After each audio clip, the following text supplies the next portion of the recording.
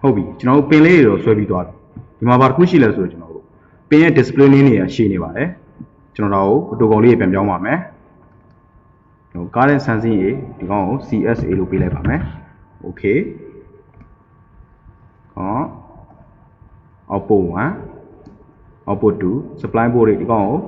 ပြင်ပါမယ် VS လို့ပေးလိုက်ပါမယ်ကျွန်တော်ဒီ display နေရာမှာပြင်ခြင်းလဲဒီစိတ်ကြိုက်ဆွဲလို့ရပါတယ်မိမိစိတ်ကြိုက်ဆွဲလို့ရပါတယ်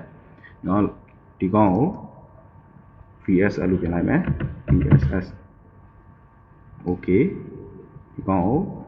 current sensing B CSB လို့ပြင်လိုက်မယ် okay ကျွန်တော်တို့ဒါဆိုရင်ပြင်လို့ပြီးသွားပါပြီဟုတ်ပြီကျွန်တော်တို့အခု schematic symbol IC လေးကိုဆွဲဖို့အတွက် rectangle လေးကိုယူပါမယ်2 bar နေ place ကိုသွားပါ rectangle ကို left click ထောက်ပါ left click ထောက်ပါ left click ထောက်ပါမိမိလိုချင်တဲ့ rectangle ပုံစံရလာရင် right click ထောက်ပြီး command ဖြောက်ပါကျွန်တော် circuit diagram ကိုချက်သွားကြည့်ပါမယ်ကျွန်တော် supply board တွေရယ် logic board တွေရယ် enable A ရယ် enable B ရယ်ဟုတ်ပြီကျွန်တော်တို့လောက်ယူပါမယ် supply board တွေကျွန်တော် pin rotation အတွက် keyboard ကနေ space bar ကိုနှိပ်ပါမယ် logic board တွေ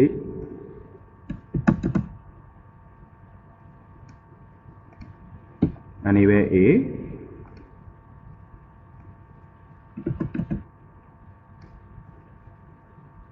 enable B ပြီးတော့ CSA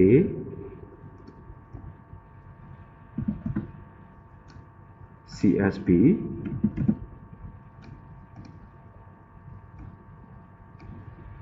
ground sorry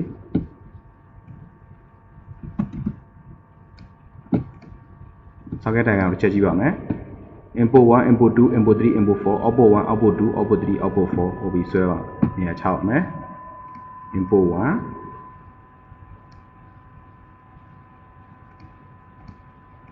input 2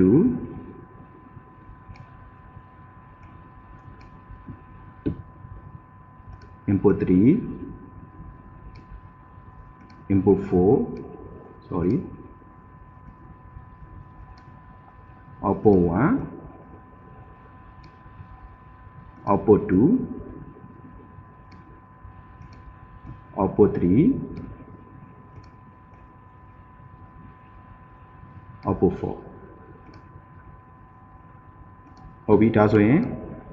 ကျွန်တော်တို့ Arduino ရဲ့ schematic library တခုကိုရပါပြီဒါပေမဲ့ဒီမှာကျွန်တော်တို့ display name မပေါ်ဘူးဟုတ်ပြီကျွန်တော်တို့ 2 bar နေ edit ကိုသွားပါ move ကိုရွေးပါ move ထဲမှာ send to ဘက်ကို left click ထောက်ပါကျွန်တော် schematic symbol လေးပေါ်မှာ left click ထောက်ပါဟုတ်ပြီကျွန်တော်တို့ဒါဆိုရင်ကျွန်တော်တို့လိုချင်တဲ့ Arduino ရဲ့ IC လေးရဲ့ schematic library ကိုရပါပြီကျွန်တော်တို့ဘယ်ဘက်ထောင်းက2 bar က schematic library ကိုသွားပါ component ပေါ်မှာ left click နှစ်ချက်နှိပ်ပါကျွန်တော်တို့ default designator ကျွန်တော်တို့ IC လေးဆိုရင်ကျွန်တော်တို့ U လို့သတ်မှတ်ပါတယ် U question mark ဒီနေ့မှာ question mark ကဘာလဲဆိုတော့ကျွန်တော်တို့ schematic diagram တခုရေးဆွဲတဲ့အချိန်မှာ resistor တွေလည်းအများကြီးပါတယ် capacitor တွေလည်းအများကြီးပါတယ် diode တွေလည်းအများကြီးပါတယ် IC လည်းအများကြီးပါတယ် resistor ဆိုရင် R1 R2 R3 ထိုနည်း၎င်းပဲ U1 U2 U3 လို့ကျွန်တော်တို့သတ်မှတ်ပြီးမှရမယ်ဒီနားမှာလည်းကျွန်တော်တို့ U1 U2 တခါထည့်ခဲ့နေရဒါပေမဲ့ကျွန်တော်တို့ software ထဲမှာ auto ပြောင်းလို့ရပါတယ်ဒါကြောင့်မို့ကျွန်တော် question မှာထားခဲ့ပါမယ် default command ကျွန်တော်တို့ default command ဘာဆွဲရလဲ L298 ဟုတ်ပြီ discussion ကျွန်တော်တို့ data sheet ကိုသွားပါမယ် data sheet ထဲကကျွန်တော်တို့သူ့ရဲ့နာမည်ကိုယူလိုက်ပါမယ် control C control V ဟုတ်ပြီ symbol reference ကျွန်တော်တို့ L298 okay ပေးပါဒါဆိုရင်ကျွန်တော်တို့ L298 Julia full break driver ဟုတ်ပြီကျွန်တော်တို့ save button ကိုနှိပ်ပါနားလည်မယ်လို့ထင်ပါတယ်ကျေးဇူးတင်